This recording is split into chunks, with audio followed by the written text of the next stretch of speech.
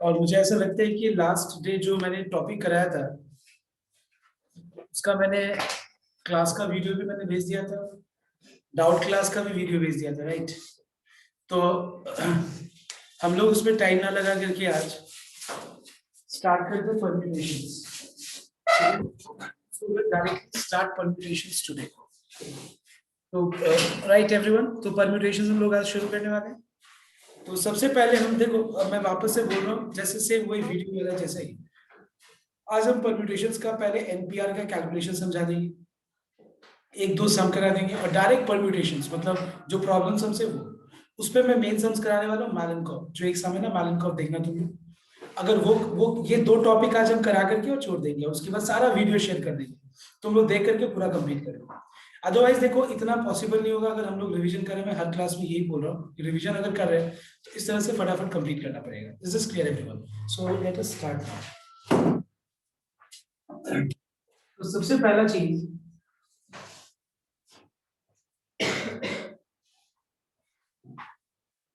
Permutations chapter start करने से पहले हम लोग को पता होना चाहिए परम्यूटेशंस का कैलकुलेशन। ठीक है, परम्यूटेशन चैप्टर में कुछ कैलकुलेशन है वो क्लियर होना चाहिए। ठीक है, तो हम लोग पहले कैलकुलेशन को देखते हैं। See, you have a formula called NPR, which is equal to n factorial by n minus r factorial. Well, keep in mind that the value of n is greater than or equal to r. Now, why?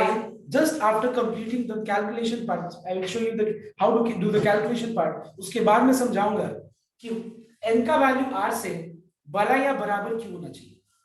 That I'll explain you. Just let me explain you पहले formula का calculation कैसे किया जाता है। Okay, तो जैसे let's take the first example. Let's take 7p3. अगर हम इस फॉर्मूला को अप्लाई करें 7p3 का फॉर्मूला, आई मीन ये वाला फॉर्मूला, तो हम लोग क्लियरली देख रहे हैं कि n का वैल्यू क्या है, बताना एक बार 5, r का वैल्यू क्या है 3, और इस फॉर्मूला को अगर हम अप्लाई करें तो ये हो जाएगा 7 factorial divided by n minus r. So what is 7 minus 3? It is 4. So it is 7 minus 3, 4 factorial. तो फॉर्मूला के हिसाब से ये हो जाएगा 7 factorial by 7 minus 3 which is 4 factorial. तो बताना एक बार 7 और 4 में बड़ा कौन सा है? क्लियरली 7 बड़ा है। तो क्या हम 7 को लिख सकते हैं 7 into 6, ये चीज मैंने फैक्टोरियल में बताया था, into 5 into मैं 4 फैक्टोरियल लिख के यहाँ पे मैं 4 फैक्टोरियल को कैंसिल कर सकता हूँ। All right, everyone. And so, what is the result? It is 7 into 6 into 5. Complete the multiplication part. Next. Next, sum number 2. Suppose you have got 10p3. Let's take 10p4. Let's take, okay. अगर मान लो 10p4 अगर हम लोग ले रहे हैं तो 10p4 के हिसाब से यहाँ पे n का वैल्यू क्या है बताना एक बार। अगर हम 10p4 का कैलकुलेशन कर रहे हैं और इस फॉर्मूला से कंपेयर करें तो बताओ तो n का वैल्यू क्या है 10, r का वैल्यू क्या है 4, और तुम लोगों को पता है कि जो n का वैल्यू है वो r का वैल्यू से ग्रेटर होगा या इक्वल होगा, बट वो लेस नहीं हो सकता n का वैल्यू। तो अगर हम इस फॉर्मूला को अप्लाई करें तो this will, I mean we will get 10 factorial by 10 minus 4 which is 6 factorial. ठीक है, अब 10 फैक्टोरियल और 6 फैक्टोरियल में बड़ा कौन सा है? अगेन 10 फैक्टोरियल बड़ा है। तो क्या हम इसको लिख सकते हैं 10 into 9 into 8 into 7 into 6 factorial तक हम लोग स्टॉप कर देंगे, बिकॉज डिनोमिनेटर में भी 6 फैक्टोरियल है। And so what is answer? It is 10 into 9 into 8 into 7. Alright everyone, okay. अब ध्यान देना एक बार, हम लोग इस पूरा कैलकुलेशन में एक चीज देख रहे हैं। एक्चुअली हम लोग को देखना क्या है, देखना एक बार ध्यान से। Just try to analyse, try to properly analyse कि आखिर में ये पूरा दो स्टेप जो हम लोग कर रहे हैं, ये दो स्टेप करने के बाद बच क्या रहा है। जैसे यहाँ पे 3 है, देखना यहाँ पे 7p3 है, तो 7 फैक्टोरियल का सिर्फ 3 फैक्टर्स लिखना पड़ रहा है। देखो at the end 7 into 6 into 5, are you understanding? जैसे यहाँ पे मान लो 10p4 है, तो देखो इतना कैलकुलेशन करने के बाद जो लास्ट में जो रिजल्ट आ रहा है, अगर तुम ध्यान से नोट करो तो 10 फैक्टोरियल का सिर्फ 4 फैक्टर्स है, बिकॉज यहाँ पे 10p4 देखो, बिकॉज 10p4 है इसलिए यहाँ पे 10 फैक्टोरियल का सिर्फ और सिर्फ 4 फैक्टर्स है। Are you understanding? कैसे? 1, ठीक है, उसके बाद उससे कम 9, उसके बाद उससे कम 8, उसके बाद उससे कम 7। Are you understanding my point? Okay, so can I say that and can I say that if you have 5p2, so can you tell me in a line, see we are applying formula, but as we had applied formula in two cases and now we come to the conclusion that कि ऐसा ही होता है. कैसा होता है कि अगर मान लो 5p2 है तो क्या होगा बताओ anyone? 2 है 5 into 4 into something और 5 into 4 सर. अभी मैं वही बता रहा था कि यहाँ पे अगर 3 है, please look here, concentrate here. अगर मान लो यहाँ पे 3 है तो कितना फैक्टर्स बचा है देखो तो 1 2 और 3 फैक्टर्स बचा है. 7 1 उससे एक कम 6 उससे एक कम 5. जैसे यहाँ पे 10p4 है तो पहले 10 से कम कितना होता है 9 से कम 8 से कम 7. तो यहाँ पे अगर 5p2 है तो क्या बचेगा बताओ 5 into सिर्फ 4 बचेगा. वैसे अगर हम फॉर्मूला अप्लाई करें तो ये आ जाएगा इतना. लेकिन मैं वापस से बोल रहा हूँ अगर हम इसको सिंप्लीफाई करें तो क्या आएगा बताओ. तो कैंसिल होकर के 5 into 4 ही तो बच रहा है. दो फैक्टर्स देखो 5 into 4. Are you understanding my point everyone? Okay, so can you tell me one thing. अगर मान लो यहाँ पे सपोज np3 है. Yes tell me everyone. अगर मान लो यहाँ पे np3 है तो बताओ तो आंसर क्या होगा? n-1. So I hope you all have understood this. Clear? And so everyone copied on this. तो हम लोग इसके ऊपर बेस्ड दो चार सम्स करेंगे. उसके बाद डायरेक्ट हम लोग इस फॉर्मूला का एप्लीकेशन देखेंगे. तो everyone take out PDF. Okay, और पीडीएफ का भी हम लोग करेंगे सम नंबर डी. इवैल्यूएट देखो लिखा हुआ है इवैल्यूएट. तो जो पहला जो क्वेश्चन है जो उसके अंदर 4 क्वेश्चंस है वो करने का कोई फायदा नहीं है बिकॉज वो अभी हम लोगों ने देख ही लिया. हम सम नंबर डी का 2 से स्टार्ट करें. देखना एक बार ये सम एवरीवन नोट डाउन. डी का नंबर 2 का question number 1. So suppose you have got 2np3 equals to 100 into np2 and you are asked to determine the value of n. क्या कैलकुलेट करना है हम लोग को? n का वैल्यू कैलकुलेट करना है. एक सम को ढंग से देख लो एक बार. पहले जब मैं कोई सम बताऊं तो पहले तुम्हारा कंसंट्रेशन पूरा बोर्ड पे होना चाहिए. ठीक है, तो ध्यान देना एक बार. अभी जस्ट मैंने बताया था कि अगर सपोज 2np3 है, हमको पता चल गया कि r क्या है, तो क्या हम 2n को क्या लिख सकते हैं बताओ तो एक बार. क्या लिख सकते हैं?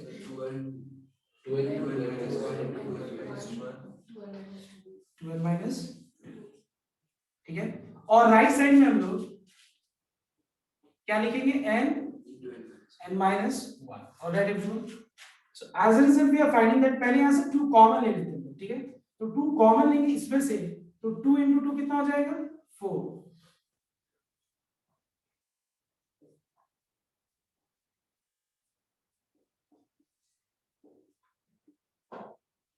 Is this clear to everyone?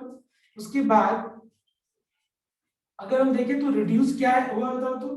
Reduce होके क्या बचे? 4 into 2n minus 1 equals to 100. 2n minus 1 equals to 25. And so if after calculation we are getting n equals to how much? 13. Is this clear to everyone? ठीक है, देख सकते हो यहाँ पे मैंने 2 कॉमन ले लिया. तो 2 कॉमन लेके 2 into 2 कितना हो गया? 4.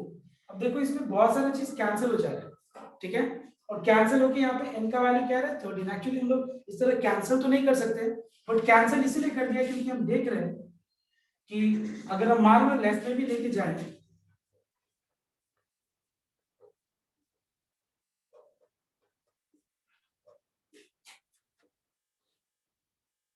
और इन दोनों में से अगर हम कॉमन ले ले n-1 तो क्या बच रहे हैं? n-1 कॉमन लेने के बाद 4 times 2n-1 minus 100 equals to 0. n का वैल्यू को 0 से इक्वलाइज करें तो n का वैल्यू 0 हो नहीं सकते. ठीक है, दूसरा पॉइंट अगर हम n-1 को 0 से इक्वलाइज करें तो n का वैल्यू 1 भी नहीं हो सकता है बिकॉज अगर हम n के जगह पे 1 लगाते हैं तो 2 1 2 2p3. क्या ये वैलिड है बताओ तो?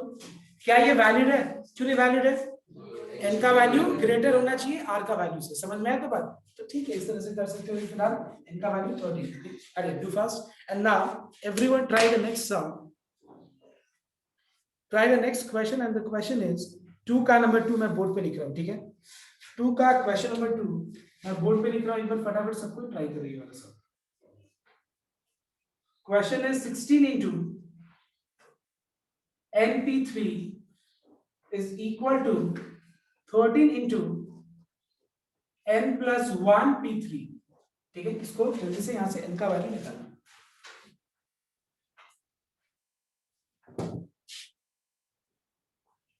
सो एक बार मैं इसको सॉल्व कर देता हूं, देखना एक बार। So we can write np3 as n minus 1, n minus 2, n plus 1 p3 as n plus 1, n minus 1। All right, अब देखो यहाँ पे रिड्यूस होके क्या आ गया, तो रिड्यूस होके क्या आ गया, 16 times n minus 2 equals to 13 times n plus 1। All right, so we have 16n minus 32 equals to 13n plus 13, that is 3n equals to 45, so n equals to how much, 15। All right everyone, is this clear? Next, अब मैं एक दो सम कराता हूँ बस, उसके बाद हम लोग स्टार्ट करेंगे इसका application. Okay, so let's take number 7 now। okay, 7 number देखते हैं, and the question is 2n plus 1 p n minus 1 is to 2n minus 1 pn, और ये मान लो 3:5 के बराबर है, और यहाँ पे हम लोग को पूछा जा रहा है what is the value of n। ठीक है, ये रेशियो जो है 3:5 के बराबर है, so what is the value of n, you are asked to calculate. Okay, तो ध्यान से एक बार नोट करना। सबसे पहला चीज तुम लोग को पता है कि फ्रैक्शन को हम लोग, I mean sorry ratio that is a:b को हम लोग a/b लिख सकते हैं हम लोग, पहला पॉइंट। तो क्या इसको हम लिख सकते हैं 2n plus 1 pn minus 1 divided by 2n minus 1 pn equals to 3 divided by 5। Alright everyone, अब यहाँ पे हम लोग कैलकुलेशन अगर करें तो यहाँ पे वो शॉर्टकट काम नहीं आ रहा है ना? क्यों नहीं काम आ रहा है बताओ तो शॉर्टकट? बिकॉज r की जगह पे एग्जैक्ट कोई कांस्टेंट नहीं है, जैसे कि 2 3 4 5 ऐसा नहीं है। यहाँ पे क्या है, r की जगह पे भी वेरिएबल है। समझ में आ रहा है? वेरिएबल का मतलब क्या होता है, देखो r की जगह पे क्या है n-1, तो यहाँ पे हम जो शॉर्टकट लगा नहीं सकते हैं। तो यहाँ पे हम क्या करेंगे, यहाँ पे हम लोग पूरा फॉर्मूला अप्लाई करेंगे। फॉर्मूला क्या है, it is n factorial, alright everyone, 2n plus 1 factorial divided by इन दोनों का डिफरेंस, n और r का जो डिफरेंस है उसका फैक्टोरियल। तो इसका डायरेक्ट हम रिजल्ट लिख देते हैं यहाँ पे, इन दोनों का अगर हम फैक्टोरियल निकालें तो ये हो जाएगा n plus 2, इसका factorial. Are you understanding everyone? Divided by 2n minus 1 factorial divided by इन दोनों का डिफरेंस का फैक्टोरियल। तो इन दोनों का डिफरेंस क्या होगा, n-1। समझ में आया तो सबको को? ओके, अब देखो a/b whole thing divided by c/d है। ठीक है, तो हम इसको क्या लिख सकते हैं, इसको हम लिख सकते हैं 2n plus 1 factorial by n plus 2 factorial into इसका रेसिप्रोकल, जो डिनोमिनेटर में है उसका रेसिप्रोकल हो जाएगा n-1 factorial divided by 2n minus 1 factorial. अब हमारा काम है इसको रिड्यूस करना, सिंप्लीफाई करना। अब तुम थोड़ा सा दिमाग लगाओ, इस सिंप्लीफिकेशन वाले प्रोसेस में हम यहाँ पे कंपैरिजन किसको करेंगे? क्या हम इसको इसे कर सकते हैं कंपेयर? यस, नहीं, बिकॉज यहाँ पे 2n है और यहाँ पे n है, तो हम लोग कंपेयर किसको करेंगे? जैसे यहाँ पे 2n है, यहाँ पे 2n है, ठीक है, यहाँ पे 2n plus 1 है, यहाँ पे 2n minus 1 है, तो हम लोग कंपेयर इन दोनों को करेंगे और इन दोनों को कंपेयर करेंगे। Are you understanding? तब जाके क्या होगा, रिड्यूस होगा। समझ में? अब बताओ मुझे तुम लोग कि 2n plus 1 फैक्टोरियल में और 2n minus 1 फैक्टोरियल में ग्रेटर कौन सा है, बड़ा कौन सा है? 2n plus 1। अगर मान लो तुमको सपोज एग्जाम में, या I mean exam, not an exam, I mean while practicing, you suppose you are facing problem, the best thing is n की जगह पे कोई भी एक रैंडमली कोई भी एक वैल्यू पुट कर, जैसे 5 to 10 plus 1 11, 5 to 10 minus 1 9, clearly हो पता चल गया ना कौन सा बड़ा है? यहाँ देखो 5 minus 1 4, 5 plus 2 7, ये बड़ा है इससे और यहाँ ये बड़ा है इससे। इन दोनों को कंपेयर करने वाले, इन दोनों को कंपेयर करने वाले। तो यहाँ पे क्या होगा, हम लोग 2n plus 1 पहले लिखेंगे। Now what is 1 less than 2n plus 1? 2n. उससे एक काम 2n minus 1. अभी हम लोग रिड्यूस करेंगे नहीं, क्योंकि हम ये कंपेयर इससे कर रहे हैं, तो इसको इसके रिस्पेक्ट में हम इसको रिड्यूस, मतलब हम इसको decrease I mean descending order में रिप्रेजेंट करेंगे। I understand. उसके बाद n-1 फैक्टोरियल है, उसको मैंने वैसे लिख दिया। समझ में आया तो बात? 2n plus 1, what is 1 less than 2n plus 1? 2n से एक कम कितना होता है? 2n minus 1। और फैक्टोरियल क्यों लगाते हैं? बिकॉज़ यहाँ पे 2n minus 1 फैक्टोरियल है डिनोमिनेटर। कंपेयर इन दोनों का हो रहा है कंपैरिजन। अब देखो यहाँ पे n+2 फैक्टोरियल है और यहाँ पे n-1 फैक्टोरियल, तो क्या हम इसको लिख सकते हैं n+2, इससे एक कम होता है n+1, इससे एक कम होता है n, इससे एक कम होता है n-1। कैसे और हम कम करेंगे? नहीं, क्योंकि यहाँ पे क्या है, n-1 फैक्टोरियल है। Are you understanding my point? Equals to 3/5। अब देखो रिड्यूस होके क्या आ जा रहा है, अब हम देख रहे हैं कि रिड्यूस होके यहाँ पे थोड़ा तुम लोग दिमाग लगाओ तब तक।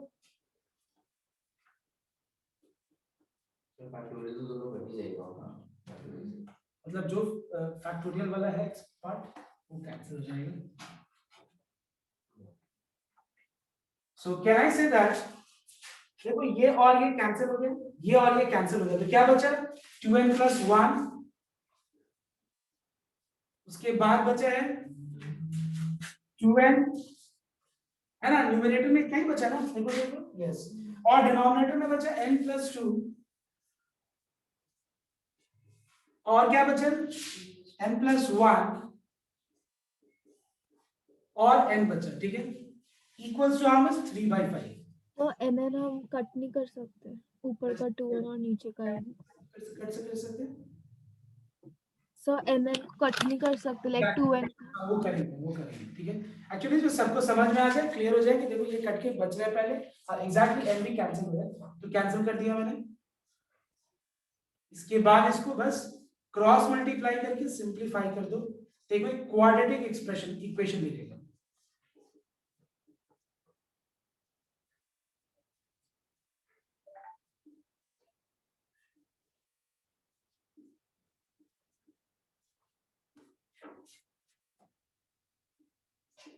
है ना? देखो एक बार, ओके।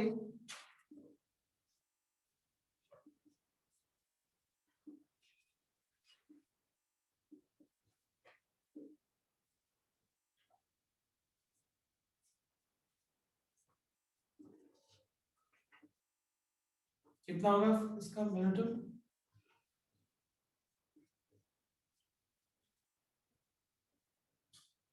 होगा ये फैक्टराइज? हाँ सॉरी, अभी क्या बोल रहे थे, 11 है तो 12 - 1 तो हो जाएगा।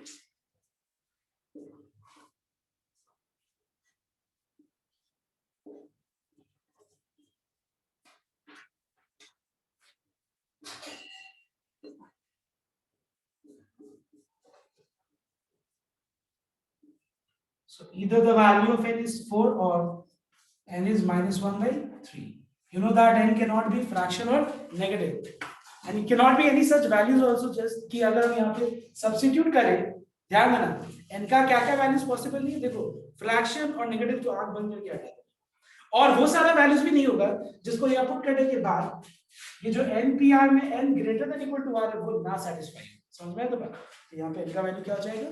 4। So this is your answer. Alright everyone, okay.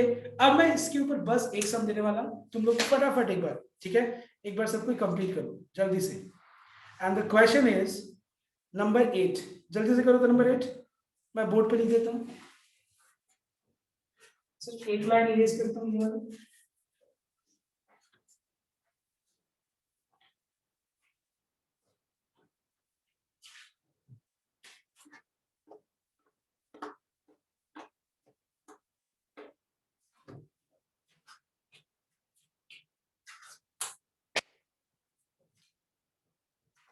The question is 2n pn plus 1 ratio is to 2n minus 2p n equals to 56:3। ठीक है, ये क्वेश्चन है और मैं चाहता हूं इसका फटाफट तुम लोग आंसर निकालो। ठीक है, एकदम सेम समय। तो इसके बाद हम लोग स्टार्ट करने वाले हैं नंबर ई, और जो कि क्या है, प्रॉब्लम्स, इसका एप्लीकेशन है। ठीक है,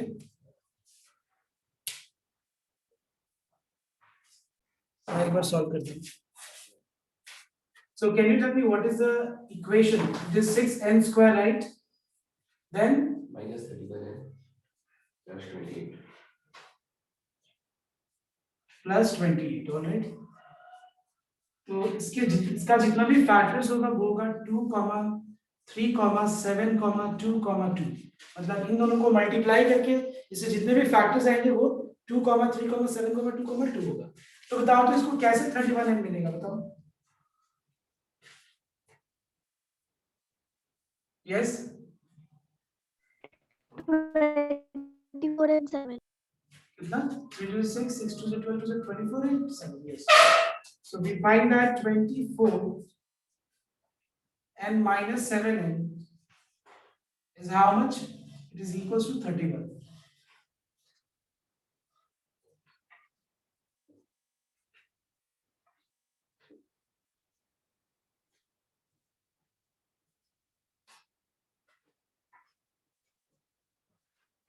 So either n equals to 4 or n equals to 7/6. Already everyone? ठीक है ना, ये पॉसिबल नहीं होगा, ये होगा। थोड़ा सा दिमाग लगा। देखो कभी भी मिडिल टर्म फैक्टराइजेशन एक बार में किसी को भी नहीं समझ में आएगा कि क्या कौन से दो फैक्टर्स को लेके होगा, वो तो तुमको थोड़ा दिमाग लगाना पड़ेगा। जैसे मान लो तुमने 2 3 6 6 7 42 ले लिया, तो -4 पॉसिबल नहीं है। 2 3 6 6 2 12 24, तो ऐसे करके ट्रायल एंड एरर मेथड से ही आएगा। ओके, तो वो तो थोड़ा दिमाग लगाना पड़ेगा। Okay, so with this we have completed this, I mean जहां पे फॉर्मूला को हम लोगों ने कैलकुलेशन फॉर्मूला का देखा सिर्फ। ओके, और उसके ऊपर थोड़ा बहुत समझ। अब हम लोग स्टार्ट करेंगे एप्लीकेशन, ये फॉर्मूला का एप्लीकेशन देखेंगे। तो फटाफट एक बार इसको कॉपी कर लो जिसका नहीं हुआ है, and then we can start now application of this formula and this formula. Okay, कि अब देखेंगे परम्यूटेशंस का मतलब क्या होता है और इस फॉर्मूला को अप्लाई करेंगे। जल्दी से कॉपी करो।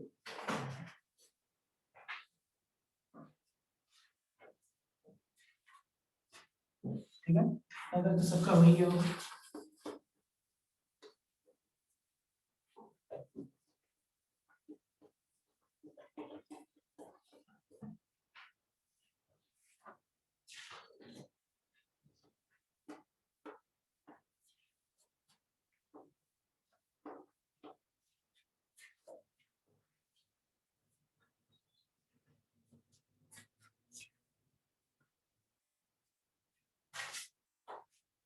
तो अब हम लोग स्टार्ट करते हैं एप्लीकेशन। तो यहाँ पे तुम लोगों को निकालना है पीडीएफ, बट पीडीएफ से पहले मैं कुछ क्वेश्चन दिखा रहा हूँ बोर्ड पे, वो एक बार सबको इसको बढ़िया से देखो एक बार।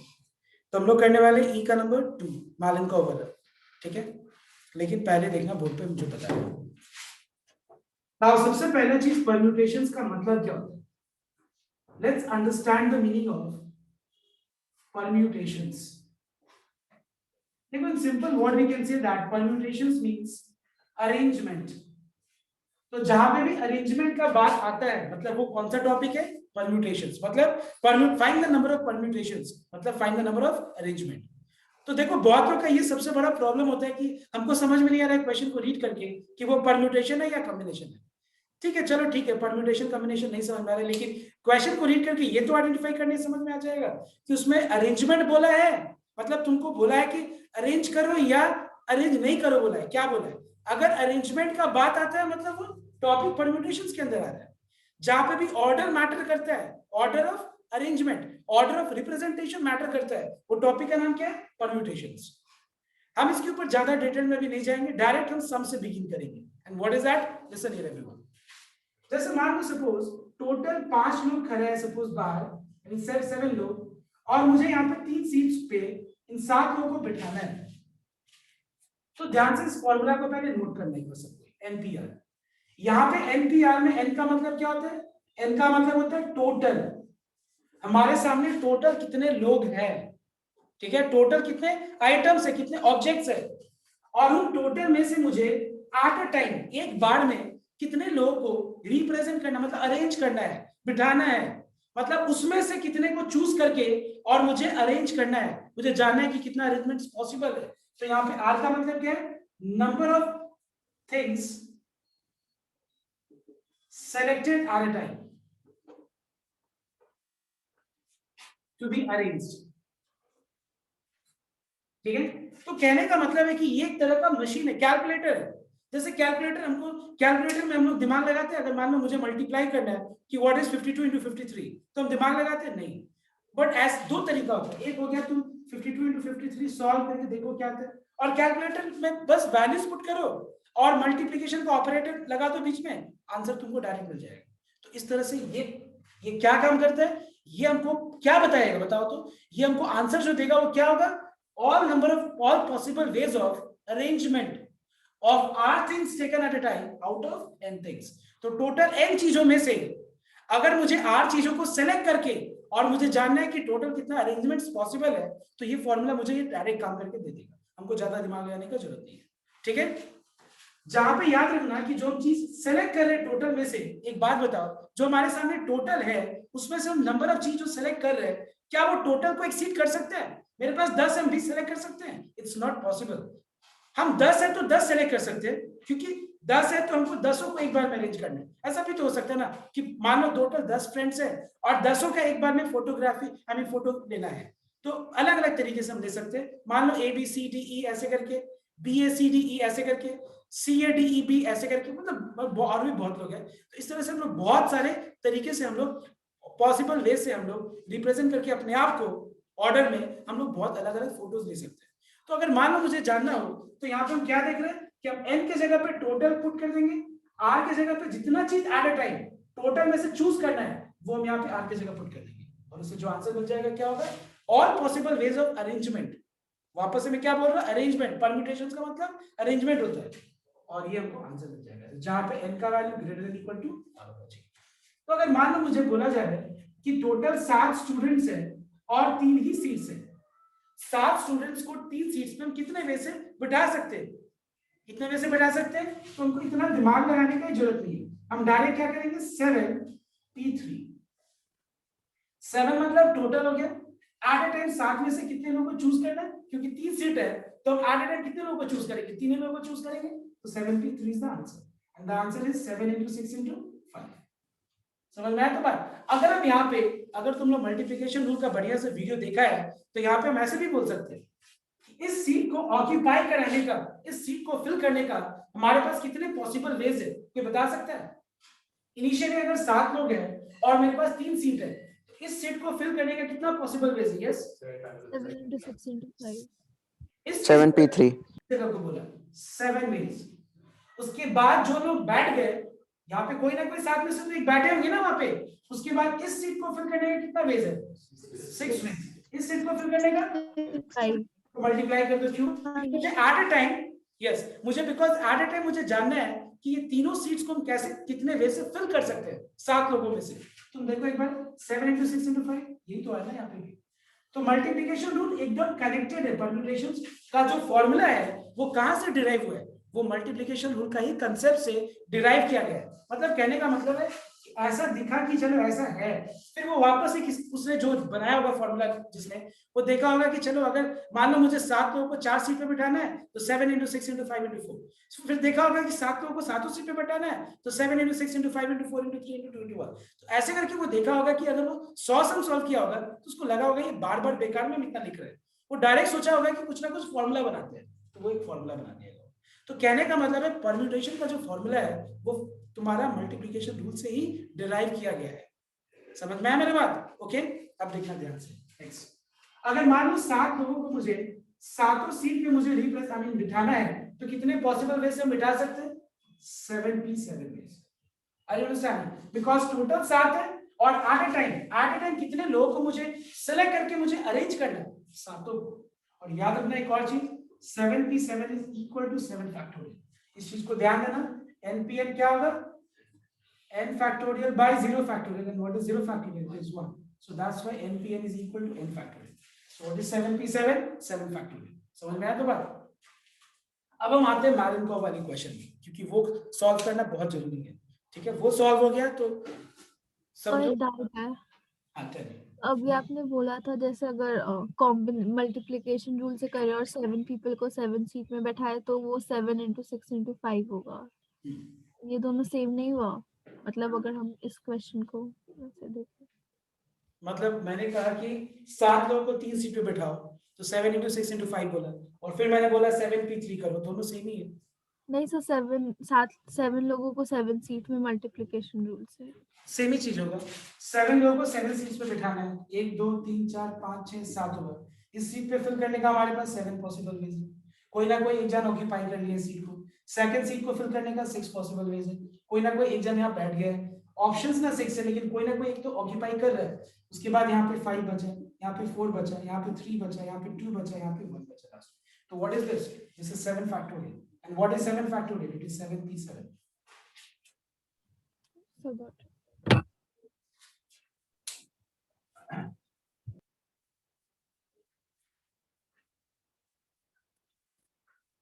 तो दिमाग में इस चीज को एकदम बिठा लो कि जहां पे हम लोग को ऑर्डर को ध्यान रखना है, ऑर्डर को इंपॉर्टेंस देना है, ऑर्डर मैटर करता है, वो हो गया अरेंजमेंट। और अरेंजमेंट मतलब परम्यूटेशंस, परम्यूटेशन मतलब एनपीआर।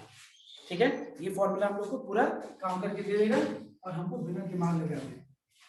अब स्टार्ट करते हैं हम लोग मैलन-कर्व वाला सम। तो एक बार सबके सामने देखना मैलन-कर्व में क्या है। लिसन हियर, इसके अंदर बहुत सारे क्वेश्चंस हैं, सो नोट डाउन एवरीवन।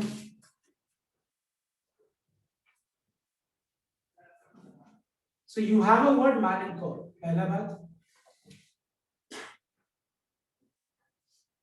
ठीक है, इस वर्ड मैलन-कर्व में टोटल कितना लेटर्स है बताओ तो एक बार। 8 लेटर्स है। 8. टोटल लेटर्स कितना है? 8। ठीक है, अब क्वेश्चन को देखना एक बार। Find the number of words using all the letters of the word. मतलब पूरा वर्ड मैलन-कर्व को ही यूज करके मुझे डिफरेंट वर्ड्स फॉर्म करने हैं। तो एक बात बताओ, डिफरेंट वर्ड्स फॉर्म करना मतलब क्या? हम मैलन-कर्व का ये लेटर्स को इंटरचेंज कर दे, एक नया वर्ड बन जाएगा। एम और एल को इंटरचेंज कर दे, नया वर्ड बन जाएगा। एम और ई को इंटरचेंज कर दे, बाकी सबको वहीं रख दे, नया नया वर्ड्स बन जाएगा।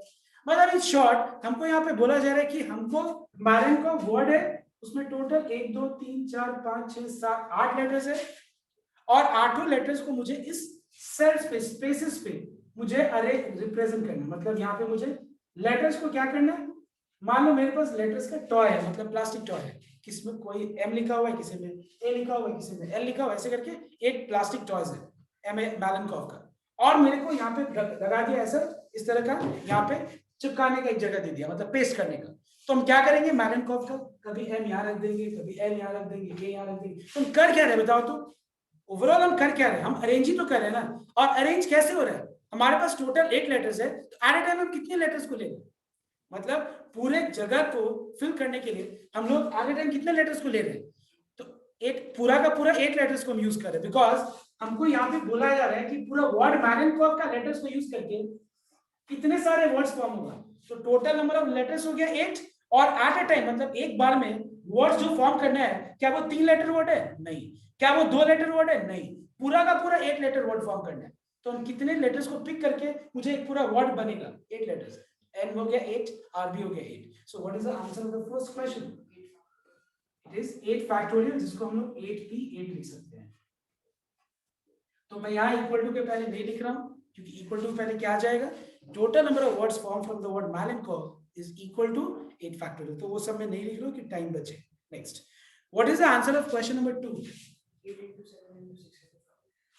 7 का 2, नंबर 2 का 2 में क्या है देखना एक बार। हम लोग को बोला जा रहा है कि how many words can be form from the word मैलन-कर्व such that 4 letters are used at a time. मतलब मुझे जो मेरे दिमाग में जो व्यू चल रहा है कि मैलन-कर्व वर्ड का जो से वर्ड जो फॉर्म होगा, वो वर्ड में सिर्फ कितना लेटर्स आ रहा है? 4 लेटर्स।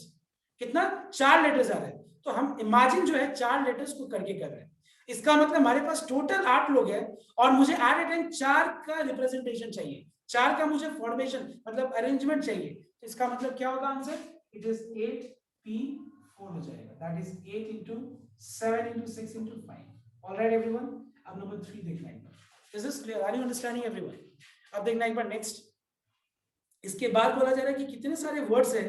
अब एक बार देखना, बाकी जितने क्वेश्चंस में एक बार थोड़ा इसको समझ लेना तुम लोग, बाकी जितना क्वेश्चन है 2 के बाद सारा में हम लोग सारा लेटर्स यूज कर रहे हैं। प्लीज एवरीवन लिसन हियर, थोड़ा मैंने यहाँ क्लियर नहीं किया है, लेकिन इस चीज को समझना तुम लोग कि क्वेश्चन नंबर 2 का 2 जो है ना, using 4 letters eight a time, इसके बाद जितने भी क्वेश्चन है सारा में हम लोग सारा लेटर्स को यूज कर रहे हैं। मतलब ऐसा नहीं कि 4 लेटर्स को यूज कर रहे हैं या 5 लेटर्स को यूज कर रहे हैं या 6 लेटर्स को यूज कर रहे हैं, हम लोग सारे लेटर्स को यूज कर रहे हैं। अब एक बात बताना, यहाँ पे बोला जा रहा है कि कितने सारे वर्ड्स फॉर्म होगा वर्ड मैलेनकॉफ से which begins with what? N. तो listen. So begins with N, एक जगह, ये एक प्लेस हो गया एक, and उसके बाद कितना लेटर्स है? 7। मतलब मुझे क्या करना है, पहला जगह को और बाकी जगह को फिल करना है। मैंने ऐसे क्यों बोला पहला जगह को और बाकी जगह को? ऐसा क्यों नहीं बोल दिया मैंने कि पूरा 8 जगह प्लेसेस को फिल करना है? बिकॉज पहला जगह का कुछ रेस्ट्रिक्शन है। क्या रेस्ट्रिक्शन है? उस जगह को हम सिर्फ और सिर्फ n से ही फिक्स करना है मुझे। मतलब उस जगह पे और कोई नहीं आएगा, सिर्फ कौन बैठेगा? n बैठेगा। तो उस जगह को फिल करने का कितना वेज है बताओ तो? एक ही वेज है, करेक्ट। अब बाकी 7 जगह पे, बाकी 7 प्लेसेस पे कितने चीज बचा हुआ है बताओ? मैलेनकॉफ का लेटर्स को 7 लेटर्स को 7 प्लेसेस पे कितने वेज से हम लोग अरेंज कर सकते हैं? 7p7 and what is the answer? 7 factorial. समझ में आया? तो बात हम ऐसा नहीं कर सकते, इस जगह को फिल करने का एक, बाकी 7 अलग अलग बना देंगे, ठीक है? पहला जगह को 7, हाँ, पहला जगह को फिल करने का 7 वेज, दूसरी जगह को फिल करने का 6 वेज, बात बराबर है, 7p7 ही तो आएगा। ओके, नेक्स्ट क्वेश्चन नंबर 4 क्या है बताना एक बार। क्वेश्चन नंबर 4 में बोला जा रहा है, have question just a minute. Question number 4 में बोला जा रहा है कि which begins with M and ends with K। 8 letters में मेरे को यहाँ पे कुछ रेस्ट्रिक्शन दिया हुआ है, begins और ends का रेस्ट्रिक्शन दिया हुआ है। ये जगह जो है एक और एक, इसका रेस्ट्रिक्शन दिया, बट बीच में बाकी जो 6 प्लेसेस है इसका कोई दिक्कत नहीं है, ठीक है? मतलब begins with N, M, right? Begins with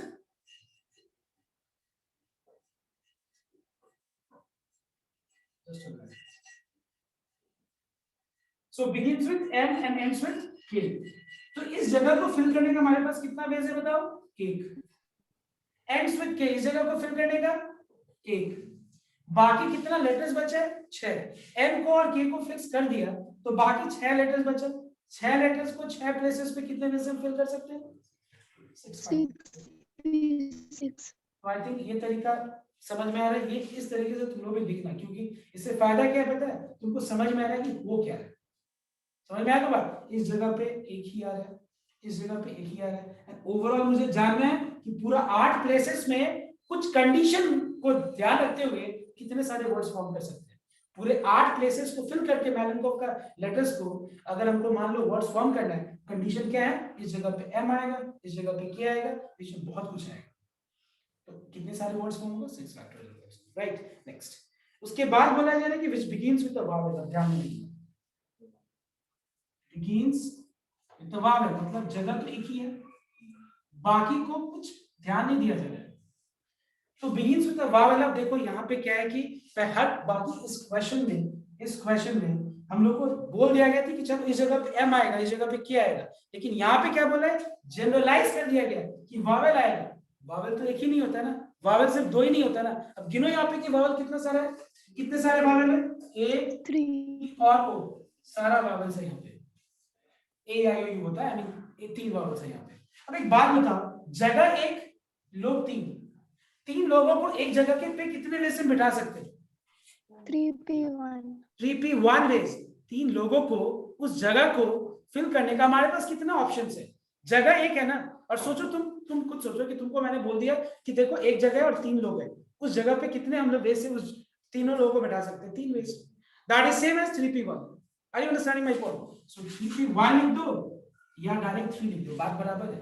3p1 is equal to 3 only, because हम कर क्या रहे हैं? वो एक जगह को 3 लोग, 3 ऑप्शंस, 3 है ऑप्शन। देखो 3 लिख रहे मतलब वो 3 एक ही बार में आके वहां नहीं बैठ जा रहे। बात को समझो, अगर हम 3p1 की जगह हम 3 लिख दें तो ये मत कंफ्यूज हो जा रहा है कि मैंने 3 लिख दिया मतलब उस जगह पे A भी आके बैठ जाएगा, उसके ऊपर ई बैठ जाएगा, उसके ऊपर आई बैठ जाएगा, आई मीन ओ बैठ जाएगा, ऐसा नहीं है, जगह पे एक ही कोई बैठेगा। लेकिन ऑप्शंस कितने हैं? ऑप्शंस 3 है, तो हम आइदर 3p1 लिख सकते हैं या फिर 3 लिख सकते हैं, बात बराबर है। एक बात बताओ, 3p1 लिखने के बाद इन तीनों में से कोई एक ही तो यहाँ पे ऑक्यूपाई किया ना सीट, तो बचा अभी भी 2, अभी 2 हाथ में है, वो मतलब वावेल्स 2 हाथ में अभी भी है, और ऑलरेडी हमारे पास 5 कॉन्सोनेंट्स तो हाथ में थे ही, तो 5 और 2 मिलाएं कितना हो गया? 7, और जगह कितना है? 7 जगह पे 7 लोगों को कितने में से बिठा सकते हैं? अच्छा, बात समझ में आ रहा है तुम लोगों को? इज देयर एनीवन जिसको डाउट है? Yes, anyone? Next, so after the class gets over you need practice, practice बहुत जरूरी है, बिना प्रैक्टिस का कुछ भी नहीं होगा। नेक्स्ट देखना एक बार, उसके बाद क्वेश्चन नंबर 6 में बोला है which begins with a vowel and ends with a consonant.